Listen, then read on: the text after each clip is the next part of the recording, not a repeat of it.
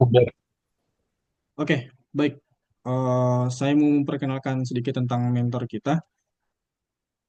Jadi, mentor kita ini bernama Kak Ferry Ramadan. Jadi, Kak Ferry ini alumni dari kampus UIN Alauddin Makassar, jurusan Matematika Sains, sejak angkatan 2013. Nah, ini sedikit ada beberapa pengalaman kerja dari mentor kita, Kak Ferry. Mungkin teman-teman bisa baca sendiri, ada banyak. Jadi kalau teman-teman lihat di sini, kebanyakan memang di bidang IT ataupun developer. Nah, nanti teman-teman bisa coba, misalkan ada yang mau dikonsultasikan ataupun ada yang mau ditanyakan seputar tentang eh, software engineer ataupun machine learning, itu teman-teman bisa langsung tanyakan di grup. Oke, jadi saya sarankan buat teman-teman yang mau konsultasi ataupun bertanya, itu sebaiknya di grup yang kami sediakan supaya misalkan nanti teman-teman punya pertanyaan yang sama itu bisa sekaligus dijawab oleh mentor kita. Nah, jadi seperti yang teman-teman lihat, pengalamannya itu sudah banyak. Ini di luar dari project freelance yang sudah dilakukan. Dan sekarang Kak Ferry ini selaku AWS Community Builder Machine Learning di Amazon Web Service dari tahun 2025 hingga sekarang. Jadi nanti teman-teman bisa bertanya lebih jauh lagi kalau misalkan ada mau dikonsultasikan itu free, bisa langsung bertanya di grup yang kami sediakan. Oke, jadi mungkin itu saja untuk mempersingkat waktu. Untuk materi tentang data science malam ini itu akan langsung dijelaskan oleh Kak Ferry. Jadi buat teman-teman yang punya pertanyaan bisa disiapkan nanti boleh ditanya di kolom chat atau mungkin bisa open mic. Jadi nanti kami coba batasi pertanyaannya. Saya rasa nanti teman-teman mungkin punya banyak pertanyaan, tapi berhubung kita dibatasi oleh waktu, makanya kita hanya akan membatasi sekitar 3 sampai 5 pertanyaan saja. Ya, waktunya cukup. Oke, jadi untuk sesi utamanya akan saya serahkan langsung ke Kak Ferry untuk waktu dan tempat. Dipersilakan, Kak. Silakan. Oke, terima kasih Kak Gasan selaku admin dan penyelenggara webinar dari Ruparaya Akademik. Oh ya, sebelumnya ada yang nanya nih, ada recordingnya nggak? Ada ya? Ya, ada. Nanti recordingnya akan kami upload di YouTube Rupa Raya Academy. Nanti teman-teman bisa nonton ulang. Mm-mm. Ya, Oh iya, saya oke. lupa sampaikan, sorry Kak. Ada yang lupa saya sampaikan. Jadi, webinar ini nanti kami akan sediakan sertifikat.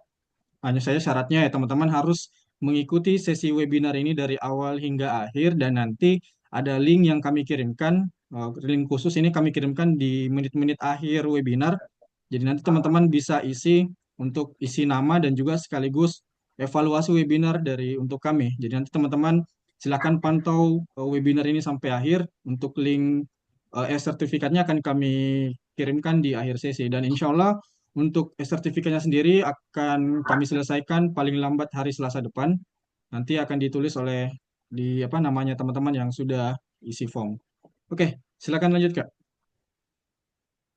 Oke, thank you. Saya langsung share screen aja ya. Bentar. Hmm,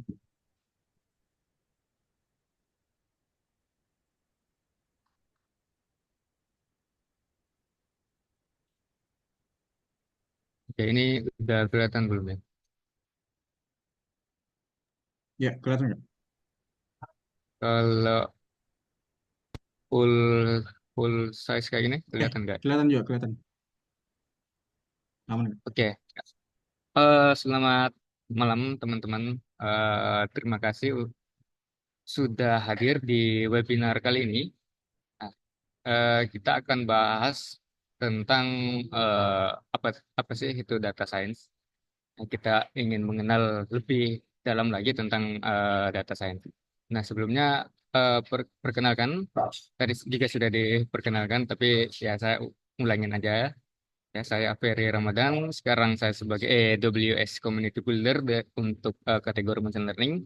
Dan untuk pengalaman sendiri, ya seperti yang teman-teman lihat, saya juga dulunya eh, pernah jadi developer, ya front end, back end, tapi web saja kayak gitu. Kemudian ML, Machine Learning, dan ya sekarang juga masih lanjut di Machine Learning sih.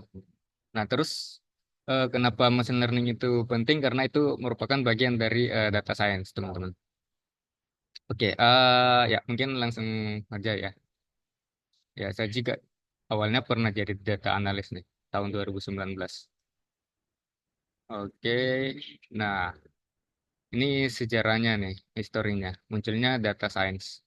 Nah, yang pertama itu berasal dari statistik dan analisis data nih. Nah, di sini ini masih orang-orang zaman dulu ini masih fokus pada pengumpulan data dan analisis data secara manual. Jadi dihitung-hitung sendiri tuh, dicakar-cakar sendiri, terus dicatat-catat ya. Kemudian munculnya komputasi, di sini matematika makin berkembang ya dan menjadi dasar awal terciptanya logika komputer. Nah, kemudian era database, di sini ada tokoh Edgar F.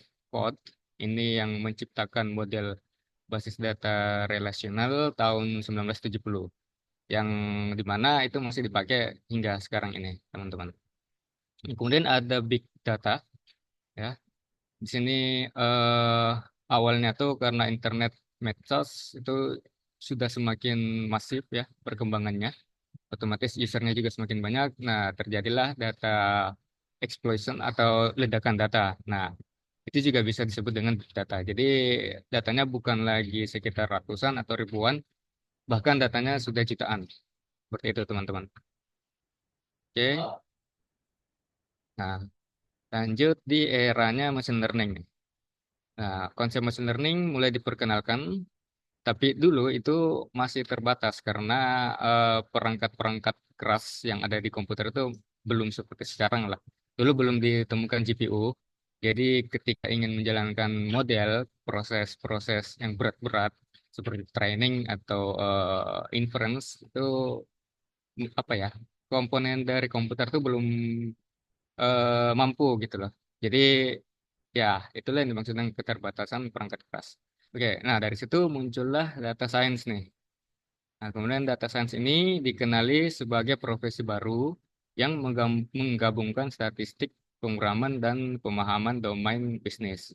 Seperti itu, teman-teman. Nah, terus dari data science eh sekarang dari 2024 ya atau 2023 eranya AI itu udah kelihatan banget. Sebenarnya AI itu sudah lama, tapi baru booming akhir-akhir ini aja. Ya karena emang ya kita harus mengikuti perkembangan zaman kan. Nah, apalagi sudah dilengkapi dengan cloud computing sini. Nah, sekarang data science berkembang ke beberapa bidang seperti computer vision, natural language processing atau NLP, kemudian prediksi keuangan dan medis. Oke. Nah, apa sih itu domain knowledge ini kan yang tadi nih di sini nih. Data science itu berhubungan dengan pemahaman tentang domain bisnis nih. Nah, apa sih yang dimaksud? Ini. Nah, domain knowledge itu pemahaman mendalam tentang bidang atau industri tertentu di suatu data atau masalah itu berasal. Nah, tetapi dalam konteks data science, domain knowledge membantu kita memahami konteks dari data, kemudian kita bisa menginterpretasikan hasil analisis dan mengambil keputusan yang relevan. Seperti itu, teman-teman. Nah, contohnya ini nih. Memahami istilah seperti apa itu inflasi, ROI, neraca keuangan, kemudian memahami perilaku konsumen, funnel, pembelian, churn rate, kemudian struktur kurikulum, nilai IPK, dropout mahasiswa, dan lain-lain nih. Oke, nah di sini ada kesimpulannya. Jadi eh, penggabungan antara statistik, komputasi, dan pengetahuan domain itulah data science, teman-teman. Nah, data science ini bidangnya orangnya yang berprofesi di bidang ini disebut data scientist. Seperti itu. Oke, next. Nah, kenapa kita harus belajar data? Nah, karena sekarang kan kita tidak bisa ini kan, emang apa ya, kita nggak bisa lepas dari yang namanya media sosial dan e-commerce tuh. Nah, jadi semua aktivitas kita itu akan menghasilkan data, apalagi kalau kita sudah bermain di dunia digital seperti itu, teman-teman. Nah, contoh nih, setiap hari kita ngobrol sama data, kita sadar atau tidak sadar nih apakah kita scroll TikTok atau medsos lain. Nah, itu data tentang waktu kita nonton, terus apa yang kita nonton, ya kan, terus yang kita like atau yang kita save itu semuanya tersimpan tuh datanya di database servernya platform tersebut seperti itu. Kemudian belanja di e-commerce, nah produk-produk populer, terus keranjang yang dibatalkan ataupun yang di add to cart, ya kan?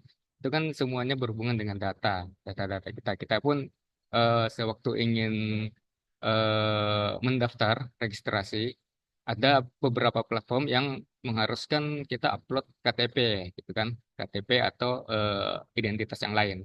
Nah, itu juga data, teman-teman. Nah, sini skill data sama dengan skill masa depan nih. Seperti membaca grafik, mengolah data dengan Excel, SQL, Python, terus mengambil insight dari data. Nah, terus semua makin penting di berbagai bidang, bahkan buat profesi yang non-teknis, teman-teman. Oke, next. Nah, data juga kalau kita belajar data itu juga bisa membantu kita untuk berpikir lebih kritis dan objektif. Seperti tidak mudah percaya tentang berita-berita hoax dan juga kita bisa menilai argumen berdasarkan bukti-bukti yang ada. Kemudian kita bisa menghindari bias dalam pengambilan keputusan. Nah, data itu sama dengan senjata untuk naik level karir. Iya, betul nih. Nah, karena kalau kita tidak memahami data, contohnya tentang data-data perusahaan kita sendiri, kita nggak tahu perusahaan kita sebenarnya eh, bergerak di bidang apa, terus goalnya perusahaan kita di mana, ya kan, tujuannya untuk apa, bukan hanya kita sebatas tahu kerja aja, enggak. Jadi kita memahami data-data atau informasi-informasi tentang perusahaan kita, dan nantinya itu bisa kita gunakan untuk memajukan perusahaan kita nantinya sebagai metode atau cara untuk naik level dalam berkarir seperti itu, teman-teman. Nah, oke, next. Nah, sini ada pilar utama dalam data science nih. Jadi data science bukan hanya tentang programming. Nah, di sini yang pertama tuh matematika, sudah pasti nih, nomor satu matematika, seperti matriks, kemudian vektor, kemudian aljabar linear, fungsi dan turunan. Nah, kemudian ada statistik. Statistik itu seperti distribusi, teori peluang, statistik deskriptif, inferensi, dan korelasi. Statistik deskriptif ini seperti mean, modus, median, seperti itu, teman-teman. Ya, pelajaran-pelajaran sekolah dasar lah, seperti itu. Cuman, ya, nanti di sini penerapannya lebih kompleks lagi. Kemudian ada pemrograman yang umumnya dipakai itu ada Python atau R. Nah, biasanya kalau udah kerja tuh udah pakai Python. Tapi kalau masih mahasiswa, biasanya pakai R. Saya dulu waktu kuliah juga pakai R. Nah, dua bahasa ini sifatnya open source atau gratis. Nah, Python ini terkenal di kalangan orang-orang praktisi, sedangkan R ini lebih terkenal di kalangan-kalangan akademisi. Seperti itu. Oke, lalu ada pengolahan data nih. Ada data cleaning dan data manipulation di sini. Kemudian visualisasi data berupa grafik atau diagram. Lalu machine learning. Nah, machine learning itu terbagi lagi ada supervised, unsupervised, reinforcement learning, kemudian model evaluation. Nah, supervised ini data yang sudah memiliki label, teman-teman. Ya, ini datanya sudah memiliki label. Sedangkan unsupervised itu data yang belum memiliki label.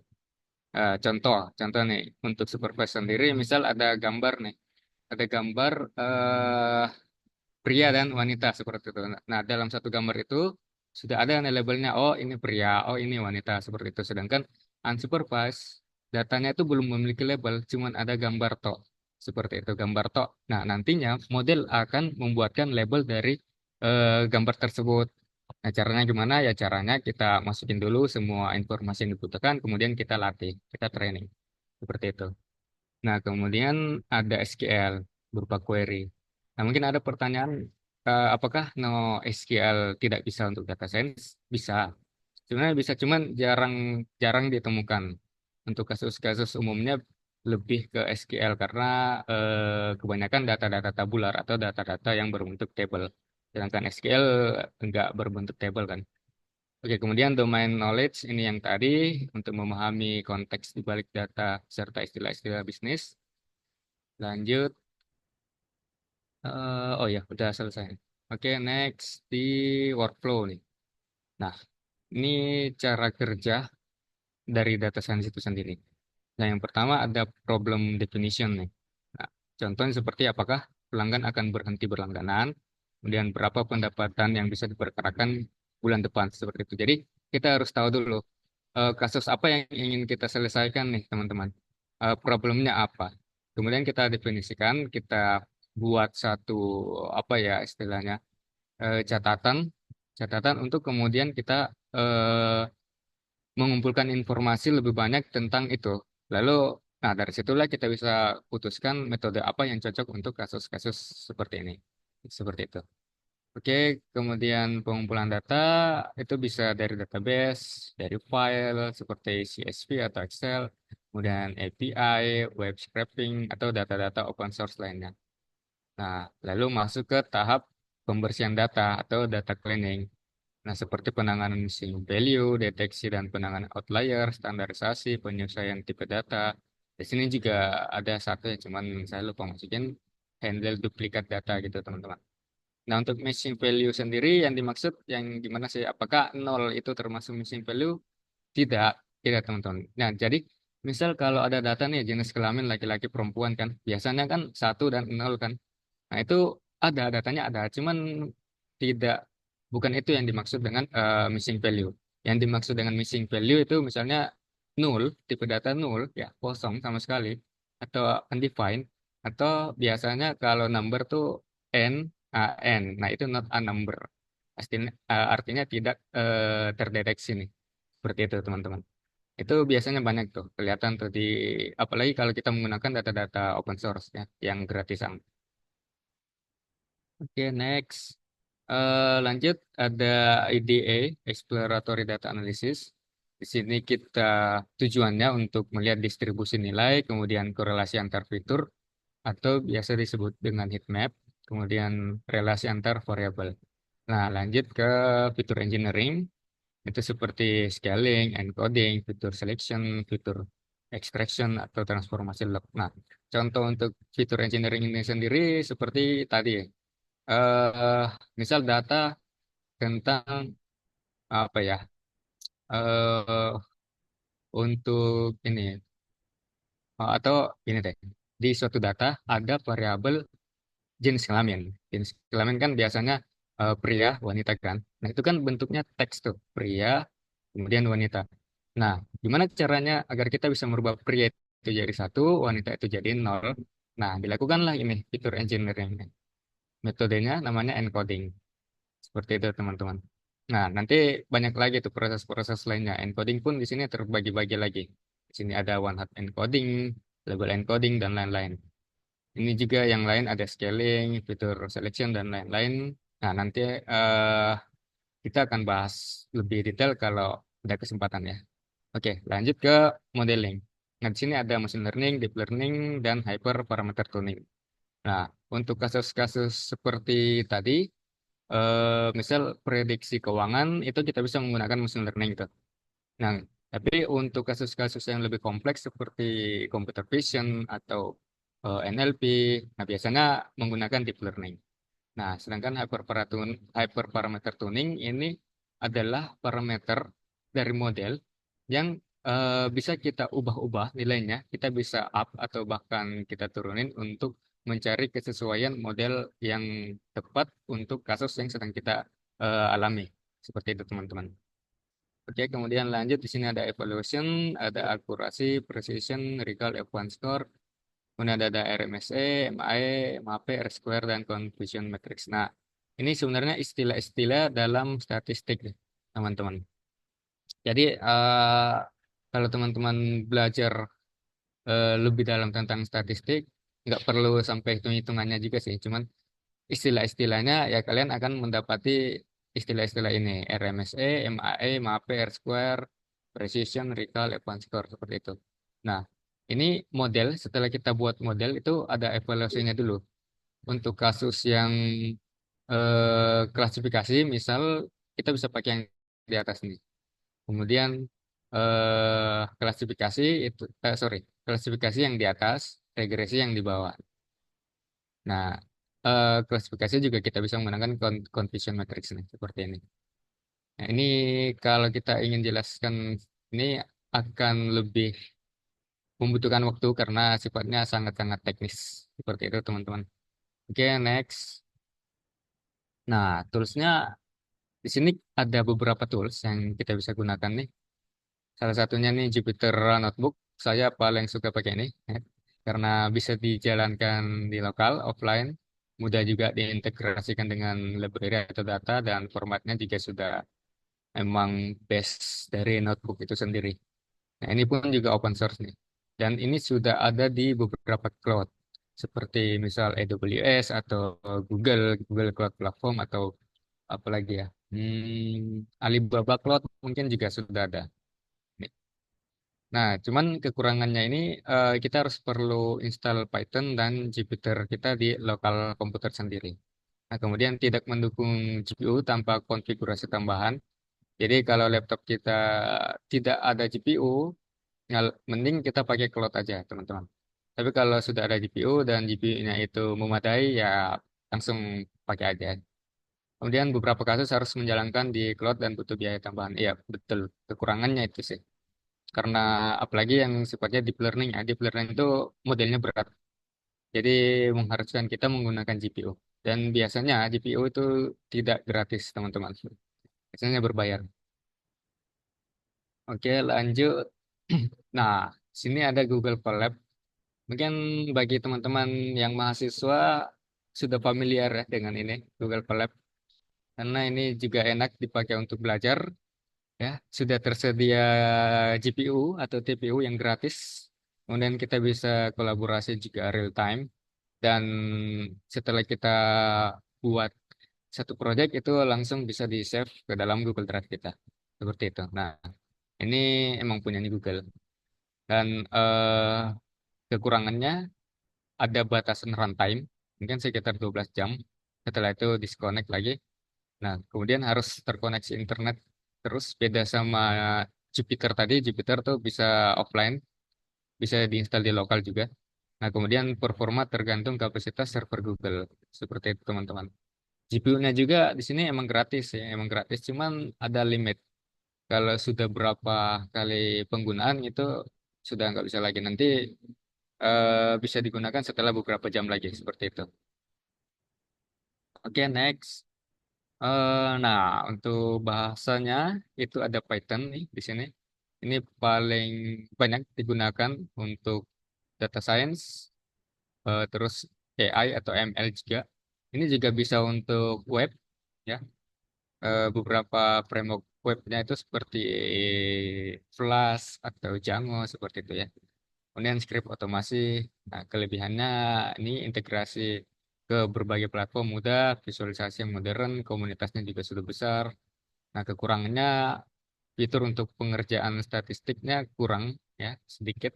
Terus indentasi kode harus sesuai aturan. Iya, karena Python ini dia sintaksnya, teman-teman dia nggak pakai tanda apa ya, istilahnya kurung kurung bracket kayak gitu. Jadi mainnya di indentasi. Oke, next. Ya, R. Nah, seperti yang saya katakan tadi, R ini bahasa emang yang populer di kalangan-kalangan akademisi, teman-teman, seperti dosen atau peneliti-peneliti yang emang eh, sudah ini ya, sudah merambah ke dunia data seperti itu. Nah, kelebihannya di sini fitur analisis data dan statistik yang powerful karena emang R ini dilengkapi dengan banyak library bawaan yang diperuntukkan untuk data analitik, teman-teman. Kemudian visualisasi yang cepat, cocok untuk pembuatan laporan akademis. Nah, kekurangannya ini kurang fleksibel dibandingkan Python, terus integrasi terbatas dan komunitasnya kecil. Iya, nggak sebanyak Python tadi karena ini hanya biasa digunakan untuk kalangan akademisi seperti dosen-dosen atau peneliti. Oke, lanjut. Nah, Excel, nah siapa sih yang nggak kenal Excel? Pasti dari kita semua udah tahu Excel kan. Nah, kadang kita pakai Excel. Biasanya kalau teman-teman malas ini ya tulis script untuk visualisasi, ya kita tinggal pakai Excel aja, masukkan di Excel, terus kita pakai pivot table-nya atau diagram-diagram yang lainnya yang ada di Excel ini. Jadi untuk analisis visualisasi kita biasanya lebih mudah menggunakan Excel. Nah, di sini kelebihannya user friendly, terintegrasi dengan Microsoft Office yang lain seperti Word, PowerPoint dan lain-lain, kemudian Visual Basic dan banyak rumus dan fungsi-fungsi juga. Nah, kekurangannya ini kurang aman untuk data yang sensitif ya karena Excel apa ya eh nggak bisa di encrypt nih teman-teman. Security-nya tidak seperti database. Kalau kita menyimpan data di database itu kan ada security-nya. Nah, sedangkan Excel nggak bisa. Dia software eksternal yang harus diinstal terpisah dari beberapa sistem yang yang ada. Jadi kita nggak bisa pasang security di Excel. Nah, lalu ada batasan jumlah data yang bisa diproses, yang nggak bisa sampai big data betul-betul sampai jutaan data lah. Excel nggak bisa seperti itu. Oke, next. Oh. Nah, di sini ada SQL nih. SQL umumnya biasanya seperti MySQL, Postgre, SQLite, SQL Server, dan SQL lainnya. Kelebihannya cocok untuk data besar, big data, kan. Kemudian diintegrasikan, dan cepat serta efisien nih. Ya, kalau kita ingin mengolah data langsung, misal kita jalankan di Google Colab, misal langsung aja atau langsung kita panggil SQLite atau MySQL-nya masuk ke Google Colab kita. Jadi datanya langsung bisa dipanggil dari situ. Nah, kekurangannya tidak intuitif bagi pemula ya karena membutuhkan bahasa query ya, query-nya untuk pemrogramannya. Kemudian terbatas dalam logika pemrograman. Nggak seperti pemrograman pada umumnya, teman-teman. Karena ini emang terbatas untuk manajemen database saja. Oke, nah sekarang kita masuk di contoh studi kasus nih. Nah, di sini saya mengambil contoh fraud detection ya. Fraud detection ini eh, paling banyak nih di Indonesia perusahaan-perusahaan yang kena kasus ini ya. Dan ini eh, apa ya istilahnya? Tantangannya emang cukup tinggi karena beberapa perusahaan pasti mengantisipasi kasus fraud detection ini, terutama di industri perbankan, e-commerce atau fintech, financial technology. Oke, nah contoh nih problemnya nih. Sebuah perusahaan kartu kredit atau layanan keuangan menemukan bahwa terdapat beberapa transaksi yang dilakukan secara mencurigakan. Misal, transaksi dilakukan tengah malam dari luar negeri, kemudian jumlah uangnya itu sangat-sangat besar dan tidak biasa untuk pelanggan. Nah, jika dibiarkan, perusahaan itu bisa rugi dan pelanggan bisa kehilangan kepercayaan dari si perusahaan itu. Jadinya pelanggan pindah apa ya, pindah tempat untuk menaruh uangnya atau melakukan transaksi di tempat itu. Oke, next. Nah, di sini solusinya. Yang pertama nih kita harus memahami permasalahan dulu. Pertama-tama, di sini tim data science akan berbicara dengan tim keamanan dan tim keuangan untuk memahami bagaimana bentuk penipuan yang terjadi nih, atau yang pernah terjadi sebelum-sebelumnya seperti itu. Kayak ini nih, ya, ciri-ciri transaksi apa yang mencurigakan, terus apakah biasanya terjadi pada waktu tertentu, nah, apakah pelanggannya biasanya pelanggan baru atau pelanggan lama, seperti itu, teman-teman. Nah, dari situ tim data science nih mengumpulkan data nih dan melakukan exploratory data analysis atau EDA. Nah, seperti eh, ini nih, kapan transaksi terjadi, ada beberapa indikator di sini seperti kapan transaksi itu terjadi, berapa jumlahnya, lokasinya, eh, berapa lama, kemudian apakah ini transaksi pertama, dan lain-lain seperti itu. Nah, dari situ tim tim data science ini mengamati nih pola-pola yang mencurigakan dari transaksi tersebut. Contoh kesimpulannya didapat nih, kebanyakan penipuan terjadi antara jam 12 malam dan jam 5 pagi dari luar negeri dengan nominal yang besar. Nah, Ini didapat dari pengumpulan data serta exploratory data analisis, teman-teman. Seperti itu. Nah, kemudian berdasarkan kesimpulan tadi, tim akhirnya membuat sistem otomatis yang bisa memberi tanda jika sebuah transaksi terlihat biasa. Contoh, transaksi besar dari negara asing jam 3 pagi ini. Maka sistem akan memberi peringatan. Oke, kemudian pembelian tiba-tiba sangat besar padahal pelanggan biasanya melakukan belanja atau transaksi yang kecil-kecil nih. Nah, maka sistem aktif lagi tuh. Dia memberikan peringatan lagi seperti itu. Oke, kemudian setelah sistemnya itu jadi, diuji nih, diuji dan dilatih. Nah, eh, ada catatan di sini. Coba coba lihat apakah sistem ini bisa mendeteksi transaksi penipuan yang pernah benar-benar terjadi. Jadi kita melatih atau menguji sistem ini berdasarkan kasus yang sudah ada sebelumnya. Jadi misal sudah pernah terjadi penipuan atau penggelapan dana atau hal-hal lainnya, nah kita jadikan itu sebagai kasus untuk melatih atau menguji sistem kita. Atau dalam hal ini data science lebih mengenal itu dengan model, ya. Model-model problem solving atau machine learning, deep learning seperti itu. Nah, kalau sistem terlalu sensitif, nanti semua transaksi dianggap mencurigakan. Tapi di sisi lain, kalau terlalu longgar juga, penipuan bisa lolos. Jadi perlu keseimbangan yang pas nih, teman-teman. Oke, selanjutnya implementasi sistem. Contoh, sistem akan memberi sinyal pada tim investigasi saat ada transaksi mencurigakan.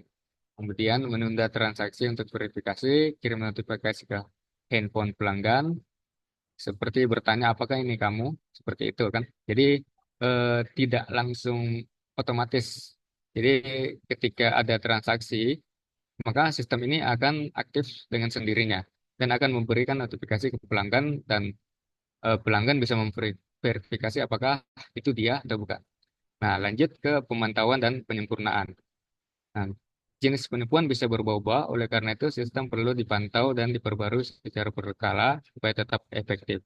Nah, ya, ini istilah lainnya adalah maintenance. Jadi, ketika sistem atau model itu sudah jadi, kita harus tetap terus melakukan maintenance atau penyempurnaan juga. Oke. Nah, analogi sederhana nih. Fraud detection seperti sistem alarm alarm pada rumah. Kalau ada gerakan mencurigakan saat semua orang tidur, maka alarm berbunyi. Tapi di sisi lain, alarm juga harus pintar dong. Jangan sampai setiap kali kucing lewat, alarmnya bunyi terus. Nah, itu kan apa ya? Artinya sistemnya gagal, gitu kan? Dia tidak bisa membedakan yang mana hal-hal mencurigakan dan yang mana tidak. Seperti itulah. Jadi jangan sampai setiap kucing lewat ataupun hewan-hewan lain, maka alarmnya bunyi-bunyi terus kan. Jadi nggak bagus juga orang yang tadinya tidur tiba-tiba terbangun terus seperti itu. Oke, next. Nah, kemudian dari hal itu didapatkanlah manfaat bagi perusahaan nih. Yang pertama, bisa mencegah kerugian finansial, kemudian menjaga kepercayaan pelanggan, lalu meningkatkan citra perusahaan dan menjaga keamanan. Seperti itu, teman-teman. Nah, di sini ada beberapa contoh karir path yang eh co- yang apa ya istilahnya yang dimana kita bisa berkarir dalam bidang data, tidak hanya data science juga nih. Di sini saya sertakan dengan range gajinya, range salary-nya khusus untuk di Indonesia, teman-teman. Jadi ya kalau teman-teman ini ingin berkarir berkarir di luar negeri ya lebih bagus lagi. Cuman ini saya cuma mencantumkan dari data-data yang ada di Indonesia saja. Seperti data analis, nih, business intelligence, data engineer, data scientist, AI atau ML engineer, kemudian AI researcher, AI spesialis, akademisi atau dosen nih. Nah, range salary-nya ada di sebelah kanan nih, teman-teman. Teman-teman bisa lihat sendiri. Contoh untuk data scientist itu sendiri, range-nya ada di 15 juta hingga 25 juta per bulan, ya teman-teman. Tapi tidak menutup kemungkinan, ini juga tergantung perusahaan sih. Jadi ketika kalian bekerja di perusahaan besar, ya otomatis rate salary-nya juga lumayan besar. Tapi kalau perusahaannya menengah ke bawah, ya rate-nya juga akan rendah seperti itu, teman-teman. Oke, nah di sini ada tips nih untuk mempelajari atau eh, masuk ke bidang data science. Nah, yang pertama mulai dari data analis nih, paling mudah diakses data analis. Kemudian kuasai SQL dan Excel lebih dulu. Jangan dulu masuk ke pemrograman, tapi ini dulu Excel dan SQL terlebih dahulu. Nah, baru setelah itu masuk ke pemrograman seperti Python atau R. Nah, terus tingkatkan skill matematika, statistik, dan visualisasi. Lalu gabung ke komunitas untuk menambah wawasan, ikut kursus untuk buat portofolio, dan coba ambil proyek-proyek kecil sebagai freelance, teman-teman. Agar kita juga punya portofolio di situ. Oke, next. Kayaknya udah selesai ya. Oh iya, udah selesai nih. Oke, ya. Ya, mungkin saya kembalikan ke Kak Gasan, silakan. Oke, baik. Terima kasih Kak atas pemaparan materinya. Ya, Oke, jadi teman-teman tadi sudah disimak tentang pemaparan mengenai lebih dalam tentang data science. Nah, mungkin dari teman-teman ada yang mau mengajukan pertanyaan dari materi yang tadi yang sudah dibawakan, atau mungkin ada pertanyaan unek-unek tentang data science sebelumnya. Mungkin teman-teman sudah punya basic kah, ataupun ingin bertanya lebih jauh tentang data science. Nah, ini kebetulan kita sudah ada mentornya, sudah ada orang yang berpengalaman di bidangnya. Silakan teman-teman yang mau mengajukan pertanyaan itu bisa langsung open mic sebaiknya, atau mungkin ya, kalau mau di dari chat juga kolom nggak chat apa-apa. juga bisa. Ya, saya ada yang mau? Oke, atas nama Watika Saw ya. Ya, Ya, silakan. ya. Assalamualaikum warahmatullahi wabarakatuh. Ya, Waalaikumsalam warahmatullahi wabarakatuh. Selamat malam, Kak. ya Malam. malam. Ya, saya mau tanya, karena saya tertarik dengan ini ya data science, tapi saya eh, tidak punya basic gitu, belum punya basic soal itu. Jadi saya mau tahu kalau data science itu belajar data science ini berapa lama untuk yang tidak punya basic, kemudian eh, pada saat mana data science ini bisa dipakai. Maksudnya apakah untuk usaha kecil atau untuk perusahaan besar saja. Itu aja dulu, Kak. Iya. Sorry, Kak Wati tadi asalnya dari mana? Oh ya, saya dari Makassar. Oh, dari Makassar. Oke, siap. Tadi, oke. Pertanyaan sudah cukup ya, Kak, untuk Iya, materi. untuk saat. Ya, makasih, Oke, Kak. siap. Oke, Kak. Silakan. Silakan, Kak Ferry, dijawab. Oke, terima kasih. Jadi untuk berapa lama proses belajarnya itu tergantung sih. Ya mungkin yang saya lihat ya dari beberapa kursus atau bootcamp yang ada di Indonesia lebih tepatnya biasanya kisaran 2 hingga 3 bulan. 2 hingga 3 bulan tuh. Nah, terus tapi kita kembalikan ke diri kita masing-masing lagi. Kadang ada orang yang hanya ingin belajar otodidak kan, nggak ikut bootcamp seperti itu. Dia mau belajar sendiri, hanya beli beli kurs online tapi bukan bootcamp. Jadi belajarnya sendiri. Nah itu kalau rutin bisa lebih cepat harusnya. Harusnya nggak sampai 2 bulan udah paham sih. Karena sebenarnya data science itu eh, di belakangnya, di balik data science itu sebenarnya matematika. Matematika terutama untuk statistik seperti itu. Nah, karena itu matematika atau statistik, itu kan harusnya apa ya, kita udah pelajari dari sekolah dasar dulu kan. Cuman ya agak diperdalam sedikit. Nah, jadi seperti itu. Tergantung ini sih, berapa lama waktu, oh ya tergantung personalnya kita, atau kalau kita ingin ikut ikut bootcamp atau kursus itu biasanya rata-rata 2 hingga 3 bulan seperti itu. Nah, kemudian pertanyaan kedua, apakah data science ini hanya untuk perusahaan skala kecil atau skala besar? Oke, eh dari yang saya lihat sih biasanya perusahaan menengah ke atas ya karena butuh data, butuh data yang sangat banyak, data besar, big data lah istilahnya. Itu yang nantinya digunakan untuk melatih suatu model atau suatu sistem seperti itu. Nah, tapi tidak untuk kemungkinan perusahaan-perusahahan menengah ke bawah atau skala-skala kecil juga bisa. Karena data-data yang diambil juga sudah banyak dari data-data open source kan. Beberapa platform di internet juga sudah banyak yang menyediakan data seperti itu. Nah, untuk contohnya sendiri seperti yang tadi nih fraud detection kan, deteksi penipuan, kemudian apa ya? Deteksi, sorry, prediksi harga, misal prediksi harga atau suatu biaya seperti itu.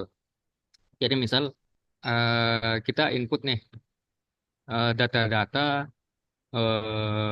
data-data orang yang ingin em, ikut asuransi seperti itu kan. Nah, jadi di input tuh umurnya berapa, alamatnya di mana, kemudian apakah dia perokok atau bukan perokok, terus berat badannya berapa, kemudian sudah ada anak atau belum. Nah, itu nanti prediksi harga atau biaya asuransi yang dikenakan sama orang tersebut itu kita bisa menggunakan metode dari data science seperti itu. Kemudian apalagi ya banyak banyak pokoknya object detection, kemudian summary, text summary, kemudian apalagi analisis sentimen juga termaksud seperti itu. Ter- ter- Oke, bagaimana Kak Wati dengan jawaban? Apakah ada Ya, tanggapannya? makasih Kak. Saya lanjut dulu bertanya satu hal lagi Kak.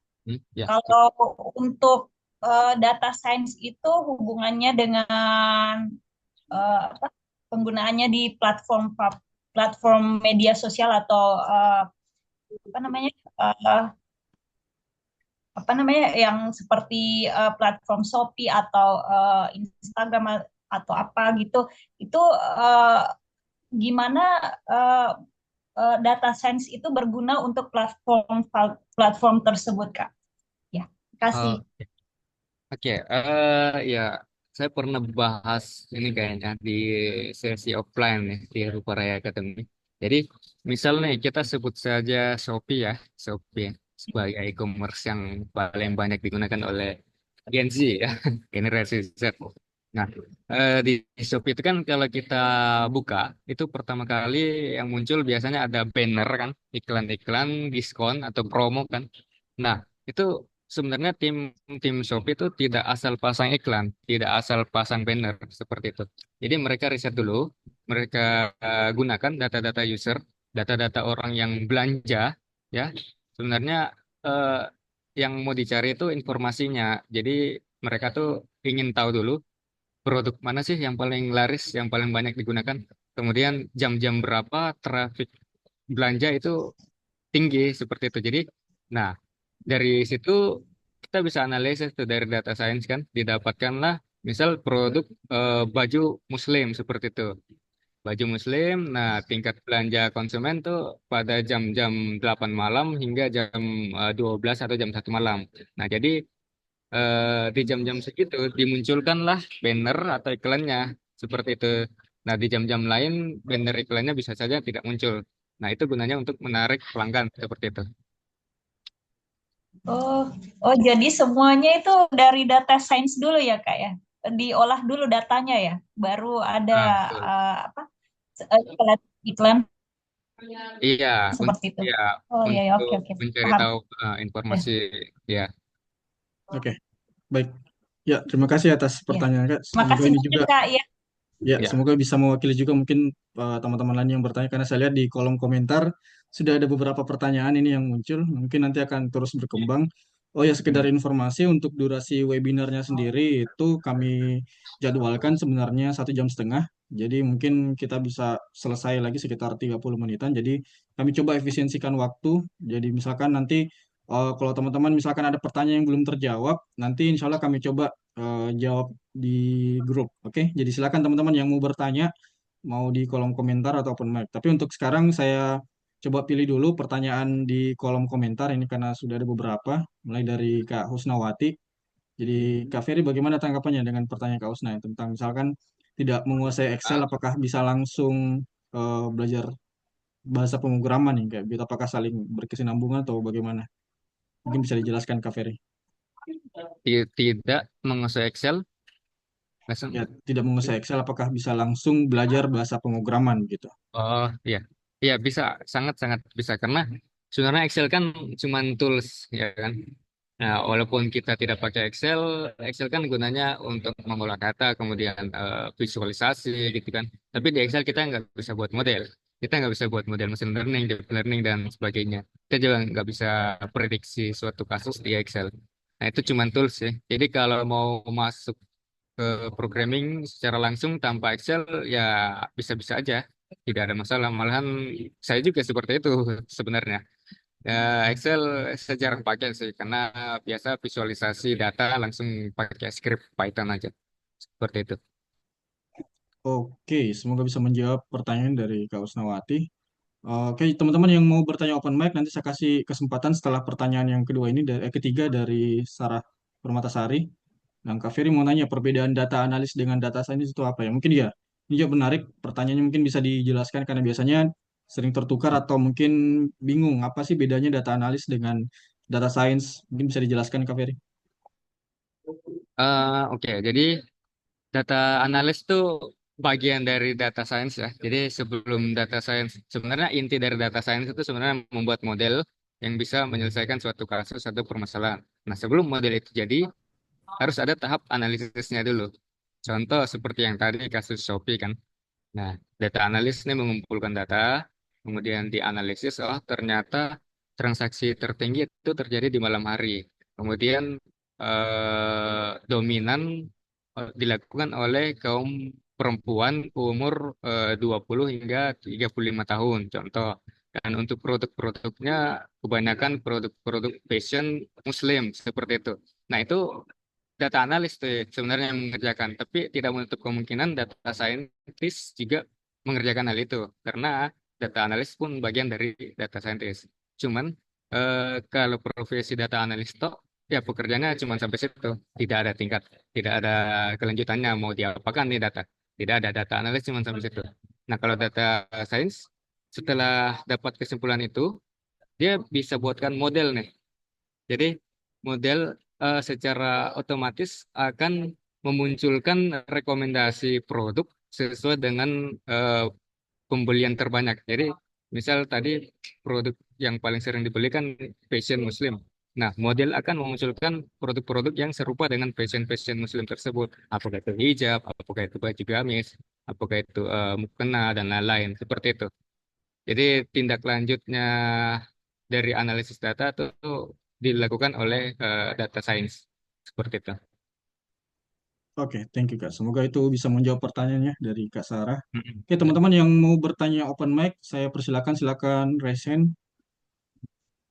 Ini ada pertanyaan dari M. Felix. Apakah ada webinar khusus untuk Python untuk visualisasi data dari Ruparaya? Oke, kalau ini mungkin saya yang jawab. Jadi Ya. untuk webinar tentang Python atau visualisasi data itu kami tampung dulu. Jadi nanti insya Allah akan ada beberapa webinar lagi lanjutan tentang data science ataupun yang berhubungan dengan kelas yang ada di Ruparaya Academy. Jadi buat teman-teman yang masih mau ikutan tentang free webinarnya Ruparaya Academy, silakan follow akun Instagram kami. Nanti informasi tentang webinar atau trial class itu akan kami informasikan. Jadi buat teman-teman mungkin yang masih bingung mencari skill apa sih yang cocok, nah itu mungkin teman-teman bisa cari dan pantau juga di Instagram kami. Oke, teman-teman mungkin ada yang mau open mic. Kalau tidak ada, saya lanjut ke pertanyaan yang di kolom komentar. Oke, kalau tidak ada ya. Oke, saya lanjut yang di kolom komentar dari Zahra.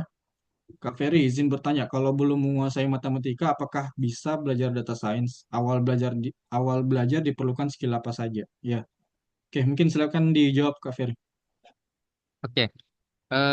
Inti dari data science ya emang matematika sih, matematika dengan programming. Cuman apakah matematikanya perlu sampai dalam banget, itu tidak juga, karena lebih banyak menggunakan tools ya. Karena kalau teman-teman ingin berkarir sebagai dosen, ya dalami matematika dan statistik. Tapi kalau tidak, ya nggak perlu juga sampai sedalam itu sebenarnya. Nah, karena kebanyakan pekerjaan-pekerjaan data scientist itu menggunakan tools, teman-teman. Tapi alangkah lebih baiknya memahami matematikanya seperti itu. Supaya apa? Supaya kita bisa custom custom model sesuai dengan studi kasus yang kita temukan. Jadi tidak semua model itu bisa mengerjakan semua studi kasus yang ada. Kadang ada studi kasus yang kita alami itu modelnya tidak tersedia atau bahkan modelnya tidak cukup mampu untuk menyelesaikan masalah tersebut. Nah, untuk kita ubah model tersebut, kita harus paham tentang matematika atau statistik seperti itu sih. Nah, karena beberapa yang saya lihat ya, biasanya perusahaan ketika ingin cepat langsung saja pakai base model atau pre-trained model. Artinya model yang sudah ada seperti itu. Karena akan makan waktu kalau buat dari nol, betul-betul modelnya dibuat dari nol. Dan kalau ingin seperti itu ya harus paham matematika dan statistik. Oke, mungkin seperti itu. Oke, thank you jawabannya Kak Ferry. Semoga itu bisa menjawab pertanyaan dari Kak Zahra. Oke, sekarang lanjut ke sesi open mic ya. Mungkin ya Kak Desi Ya, Ratnasari. baiknya ada. Ya, mungkin silakan Kak. Ya, Hmm, ya, apa suara saya terdengar, Kak? ya, Ya, ya. terdengar.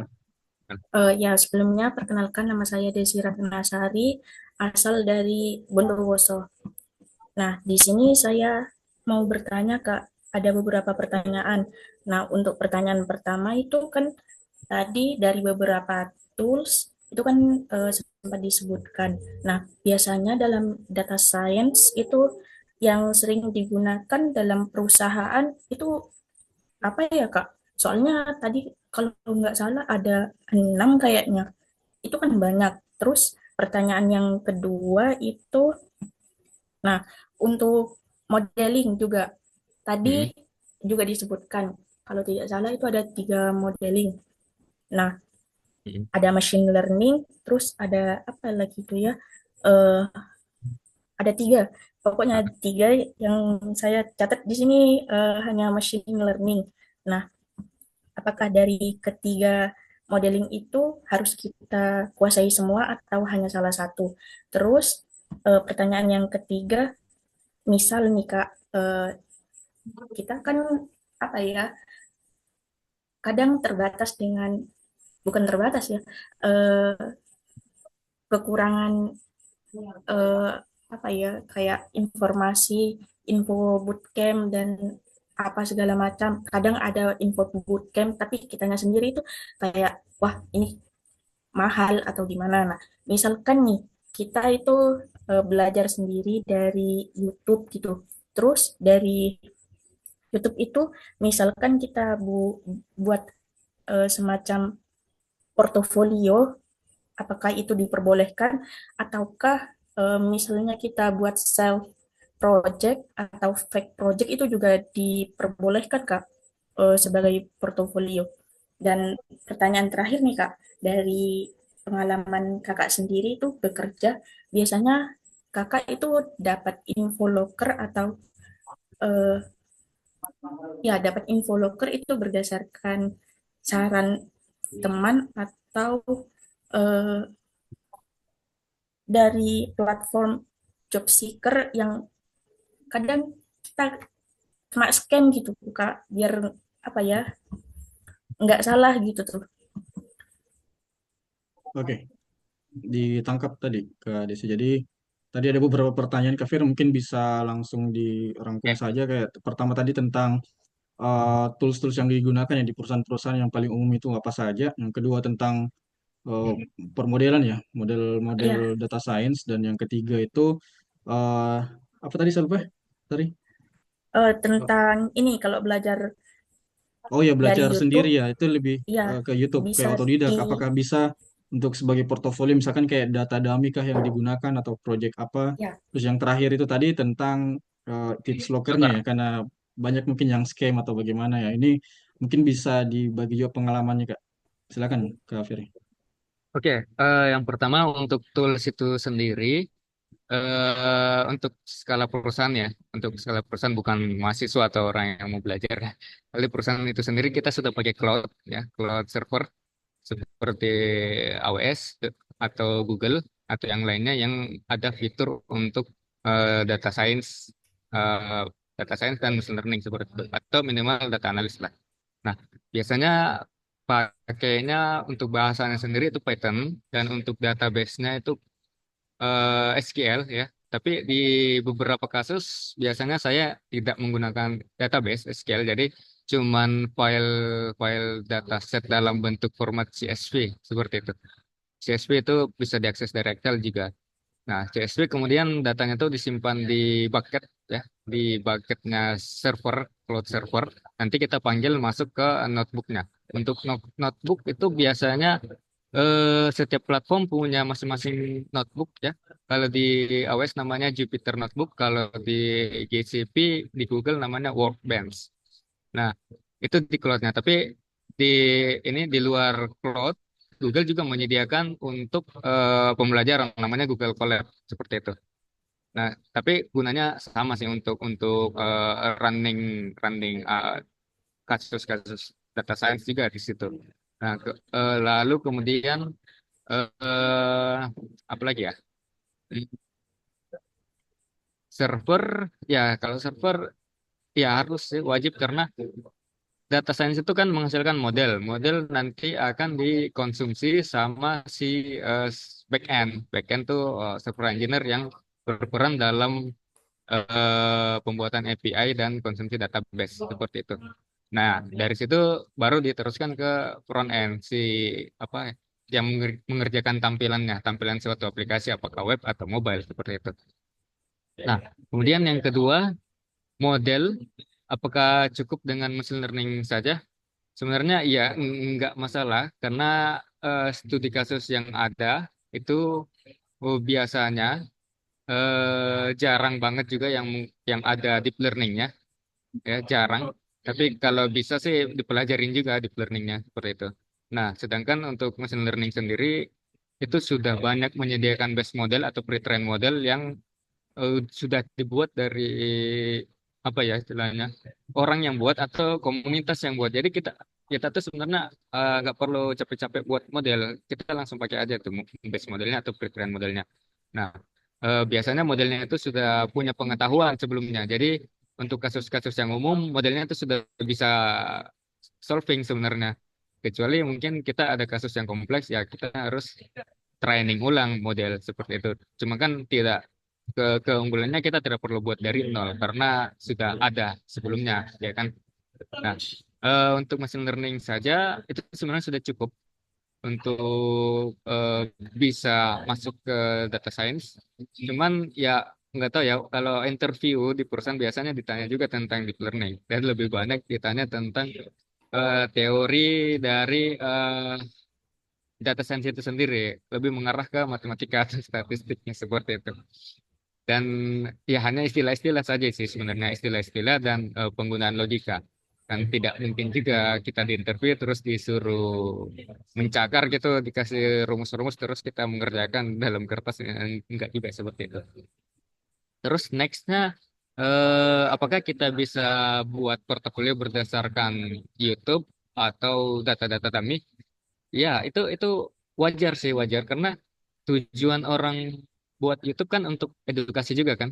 Otomatis data yang digunakan pada saat dia share di YouTube-nya otomatis datanya itu sudah apa ya istilahnya sudah bersifat open source seperti itu dan tidak sedikit juga yang menyertakan link untuk mendapatkan data itu. Jadi biasanya si YouTuber ini cantumkan linknya itu datanya bisa diakses dari mana. Dan juga ada beberapa library di Python, kita sudah tidak perlu ambil data dari luar, kita cuma panggil dari Python, Python itu langsung generate datanya, seperti itu.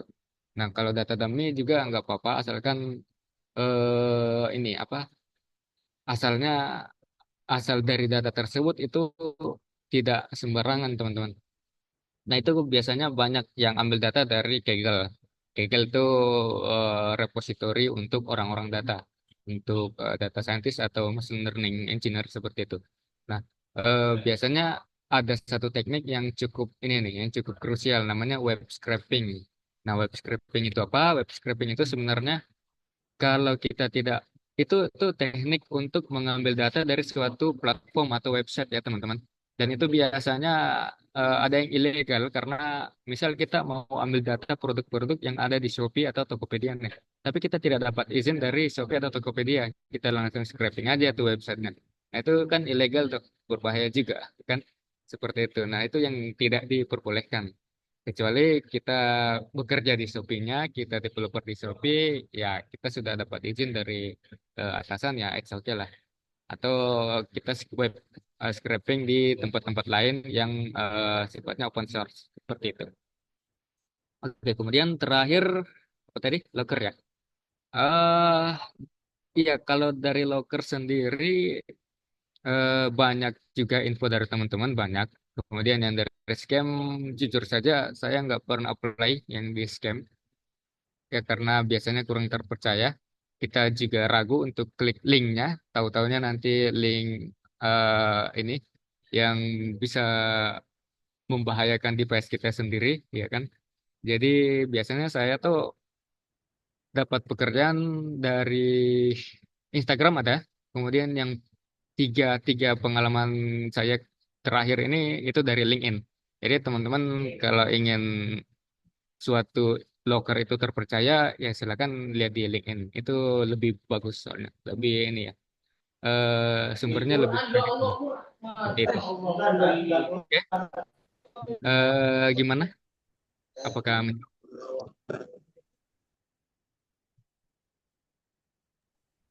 Oke, saya rasa tadi sudah cukup jelas ya jawaban dari pertanyaan Kak Desi Ratnasari. Oke, kalau tidak ada tanggapan lanjut lagi ke selanjutnya. Ini ada dari Kak Ramas Hari. Izin bertanya untuk yang ingin switch karir dari data scientist, umur berapa sebaiknya belajar data science? Oke, mungkin bisa dijawab juga kira-kira di umur berapa atau yang mengenai switch karirnya tadi menjadi data scientist. oke, dimulai dari umur berapa? Sebenarnya tidak ini sih, cuman kalau kita di Indonesia ya, kita tuh lokernya rata-rata ada batasan umur, biasanya maksimal 35 tahun. 35 tahun. Cuman sekali lagi tidak ada kata terlambat untuk memulai belajar nih teman-teman. Bahkan ada yang umur 34 baru belajar tuh. Dan nanti pas 35 dia sudah jadi data scientist. Nah, wah itu sudah bagus lah istilahnya. Jadi nggak ada kata terlambat untuk belajar. Jadi tetap saja belajar. Jangan pedulikan umur karena rezeki itu kita nggak tahu ya datang dari mana kan. Kadang kalau kita ingin mengejar suatu impian kita, ya jangan berhenti sampai benar-benar kita mendapatkannya seperti itu. Nah, itu urusan dapat atau tidaknya itu sudah urusan Tuhan. Jadi rezeki itu nggak ada yang tahu teman-teman. Kalau misalnya suatu perusahaan cantumkan umur maksimal 35 tahun, ya siapa tahu kita di hire sama perusahaan dari luar, misal, ya kan? Karena perusahaan di luar tuh, luar negeri rata-rata ya, itu tidak ada yang membatasi umur, teman-teman. Kayaknya ya seperti itu. Kecuali mungkin sekitar-sekitar Indonesia, terus perusahaan-perusahaan yang sebentar berkembang itu biasanya membatasi umur. Tapi kalau perusahaan-perusahaan ini, apa perusahaan yang di luar negeri, yang negara-negara sudah maju seperti Singapura, Australia dan lain-lain, itu biasanya tidak membatasi umur, teman-teman. Dan juga kadang mereka tidak melihat background. Jadi ada orang hukum, orang basicnya hukum, politik atau ekonomi, terus jadi IT, it's okay, nggak masalah ya. Selama dia bisa mengerjakan dan hasilnya bagus, ya nggak apa-apa seperti itu. Itu yang aku lihat ya, yang di perusahaan-perusahaan luar. Kalau perusahaan di Indonesia ya harus ijazahnya harus relate, harus pengalaman sekian sekian sekian ya kurang inilah. Tapi ada, tapi nggak semua, nggak semua. Ada beberapa juga sih yang bagus, yang tidak memperhatikan itu. Yang dilihat, yang utama adalah skillnya seperti itu. Nah, skill itu biasanya ditahu dari mana? Tahunya dari portofolio seperti itu. Oke, thank you Kak jawabannya. Semoga bisa menjawab ya pertanyaan dari Kak Ramas Hari. Oke, sorry Kak, tadi ada pertanyaan yang terlewatkan. Di atas ada dari Kak Yuda. Halo Kak, izin bertanya, saya Yuda dari Palembang. Ya, saya Hmm? background accounting dan pengen belajar data analis. Basicnya itu ada di Excel. Nah, jika menguasai Excel, apakah bisa disebut sebagai data analis? Sama ada satu lagi, katanya cost analis itu juga termasuk dalam data analis atau bagaimana? Mungkin bisa dijawab, Kak. Eh, Excel terus iya bisa sih karena data analis kan hanya untuk menganalisis data kan, jadi tidak wajib untuk menguasai programming seperti itu. Excel pun juga sudah cukup powerful ya, sudah fitur-fiturnya juga sudah banyak. Bahkan zaman dulu sebelum data science itu dikenal ya, sebelum data science, bahkan saya waktu lulus kuliah mau berkarir di bidang data, rata-rata data analis tuh emang skill yang dicari tuh yang bisa Excel seperti itu. Sebelum Python kayak sekarang ya, sekarang Python sudah sangat-sangat ini, sangat-sangat powerful juga. Ya, zaman dulu tuh orang masih pakai Excel seperti itu. Nah, terus yang kedua, tadi apa? Cost analis ya. Cost analis itu accounting lebih ke cost control bukan ya? Cost control itu apakah bisa disebut dengan data analis? Sebenarnya cost control kan itu gimana kita mengatur keuangan kan, mengatur biaya cost agar cost itu tidak terlalu over ini ya, over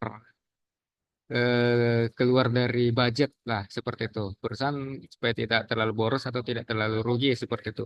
Jadi sepertinya beda sih antara data analis dan itu cost apa tadi? Cost analis ya atau cost Cost control. analis, ya. Oke, oke. Oke, semoga itu bisa menjawab ya pertanyaan dari Kak Yuda. Oke, tadi ada juga pertanyaan Kak, Jupyter Notebook sama VS Code, apakah itu mirip? Mungkin dijawab secara singkat saja Kak mengenai pertanyaannya Jupyter Notebook dengan Oke, VS Code. beda, beda. Jadi Jupyter Notebook tuh dia formatnya beda, extensionnya beda. Dia berupa Python notebook ya untuk dia juga kalau kita menjalankan notebook itu harus ada runtime dan format cara kerjanya beda. Jadi di notebook kita bisa running satu function terus habis itu lanjut ke function lain di running lagi keluar outputnya di running lagi keluar outputnya seperti itu. Tapi kalau VS Code nggak bisa seperti itu. Dia tidak ada fitur untuk running satu persatu seperti itu dan juga runtime-nya pun belum tersedia. Kecuali kita ada konfigurasi tersendiri, install dependensi khusus di VS Code, nah itu kayaknya bisa. Dan tapi kekurangannya ya harus pakai resource komputer lokal sendiri karena kan VS Code di running di lokal juga. Oke, saya rasa cukup. Semoga itu bisa menjawab pertanyaan dari Kak Ara. Oke, baik teman-teman, mungkin kalau misalkan masih ada pertanyaan lain, mungkin bisa dikirimkan di grup WhatsApp. Berhubung karena waktunya juga sudah hampir habis, jadi untuk pemaparan materi dan juga tentang Q&A itu sudah selesai tadi. Jadi buat teman-teman kalau misalkan masih merasa ingin ada apa ya, unek-unek yang ingin ditanyakan itu bisa langsung nanti tanyakan di grup dan akan dijawab oleh Kak Ferry langsung. Oke, sebelumnya saya ucapkan terima kasih banyak Kak Ferry sudah memaparkan tentang materi, mengenal lebih dalam tentang data science, dan teman-teman juga. Nanti akan saya kirimkan di sini untuk link absensinya ya, link eh, untuk mengisi e-sertifikat nanti yang mau ditulis. Jadi buat teman-teman, stay tune. Ada beberapa yang mau saya sampaikan dulu sebelum saya kirimkan linknya. Saya izin share screen dulu Kak. Ya, saya bagikan. Ya, ya sudah.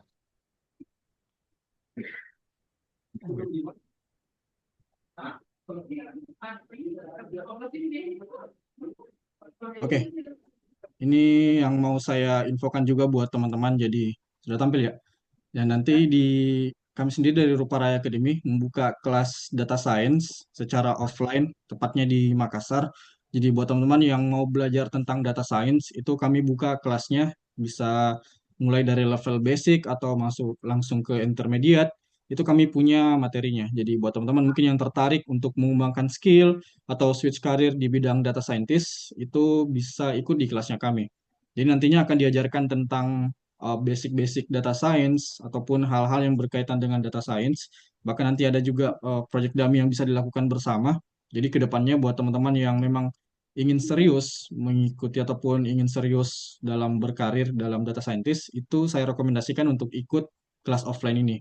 Nah, untuk yang di luar Makassar bagaimana? Apakah kelas online-nya ada? Ya, insya Allah nanti kami akan adakan kelas online. Mungkin kalau bukan bulan depan atau 2 bulan ke depan, kami akan buka juga kelas online tentang data science. Jadi silakan teman-teman save baik-baik ataupun follow Instagram Ruparaya Academy. Nantinya informasi tentang kelas apa saja akan kami informasikan. Jadi sebenarnya peluang kerja di data scientist itu ada banyak, apalagi mungkin pelakunya itu masih kurang ya, masih sedikit di Indonesia. Sedangkan kerjaannya itu nanti bisa banyak secara global, bisa mengerjakan secara remote atau bahkan menjadi virtual assistant sebagai data analis atau data scientist. Jadi buat teman-teman silakan yang tertarik nanti bisa lihat kelasnya kami ada di Jalan Adi Aksa Baru nomor 2. Kebetulan kelasnya itu akan dilaksanakan besok, pertemuan perdananya itu akan dilaksanakan besok. Jadi untuk data science sendiri ini memang kami adakan pertama kali masih batch pertama dibandingkan kelas yang full stack itu sudah masuk ke batch ke-6. Jadi buat teman-teman mungkin yang tertarik di bidang data scientist ataupun di bidang lainnya, itu nanti teman-teman bisa cek di Instagram. Oke, jadi itu mungkin informasi dari saya. Jadi yang mau daftar, silakan kunjungi di link pendaftarannya. Ataupun misalkan mau tanya-tanya dulu nih tentang apa sih materinya, bagaimana prospek kerjanya, itu nanti bisa chat saya di grup atau secara japri.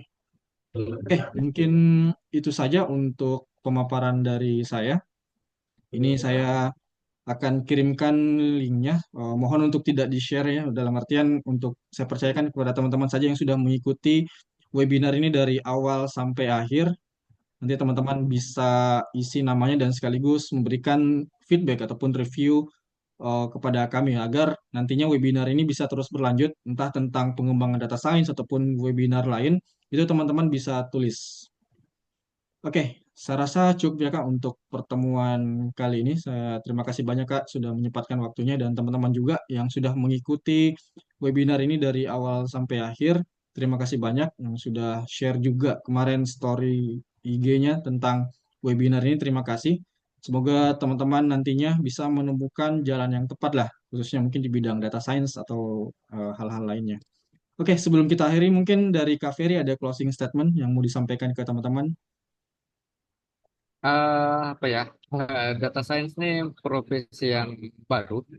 Jadi di Indonesia sendiri belum terlalu banyak ya, kecuali di luar. Jadi range untuk salary data scientist itu lumayan tinggi ya teman-teman. Dan juga career path-nya juga bagus, bisa merambah ke berbagai bidang. Bisa juga main ke AI. Ya AI kan lagi ngetrend sekarang nih. Nah itu juga sebenarnya basicnya dari data science. Nah jadi yang tertarik bisa langsung join di offline kelas kami dan untuk online mudah-mudahan kita bisa atur jadwal nanti dan diadakan bulan depan atau 2 bulan ke depan seperti itu teman-teman. Oke, terima kasih juga untuk semuanya yang sudah menyempatkan hadir, yang sudah berpartisipasi di webinar kali ini ya, dan juga Ruparaya Academy yang sudah menjadi fasilitator. Oke, ya sekian dari saya. Terima kasih. Oke, baik. Terima kasih Kak Ferry. Mungkin sebelum kita akhiri, saya minta izin untuk dokumentasi, screenshot. Jadi teman-teman mungkin yang berkenan boleh di open kameranya ini untuk keperluan dokumentasi saja. Nanti akan kami upload di sosial media Instagram kami. Silakan teman-teman yang bisa supaya kami bisa saling kenal. Siapa tahu nanti kita ketemu di jalan bisa saling tegur sapa. Oke. Ya, izin dulu Mas Gasan, saya tambahkan ya. Oh ya, silakan Kak. Jadi tadi ada chat dari Kak Husna yang saya baca, katanya tertarik untuk join dengan course. Jadi untuk course-nya ini nanti bisa hubungi admin secara personal ya. Nanti akan dituntun gimana tentang tata cara pendaftaran untuk join di course ini. Dan ingat, ini kelasnya besok sudah dimulai secara perdana. Jadi mohon untuk malam ini langsung melakukan pendaftaran karena kami di sini sistem pembelajarannya itu kami membimbing secara eh, kami tidak menerima dalam kami tidak menerima jumlah siswa dalam jumlah yang banyak karena kami memang betul-betul fokus untuk membimbing siswanya atau pesertanya agar bisa maksimal di dalam belajar. Jadi di samping dia maksimal belajar, ada dummy project. nantinya juga akan dibimbing gimana caranya untuk mendapatkan lowongan pekerjaan terkait dengan data saintis ini. Tuh. Jadi bagi teman-teman yang tertarik, silahkan langsung hubungi saya sebagai admin dari Ruparaya Academy. Terima kasih. Oke, thank you Kak. Nanti bisa di-share juga ya, informasi lanjutannya tentang kelas ini di grup. Oke, teman-teman sudah standby semua ya. Saya izin screenshot dalam hitungan 3, 1, 2, 3. Oh, ada yang baru buka. Oke, saya ulang lagi. 1, 2, 3. Oke, teman-teman. Oke, saya ucapkan terima kasih banyak lagi sekali lagi buat teman-teman sudah menyempatkan waktunya untuk hadir di free webinar ini. Jadi buat teman-teman yang belum follow, silakan follow Instagramnya @ruparaya.academy. Kelas lainnya nanti akan kami informasikan di grup ataupun di sosial media kami. Oke, saya Gasan Sekiri, izin pamit undur diri. Terima kasih sekali lagi buat teman-teman. Sampai ketemu di lain waktu. Oke, izin saya akhiri.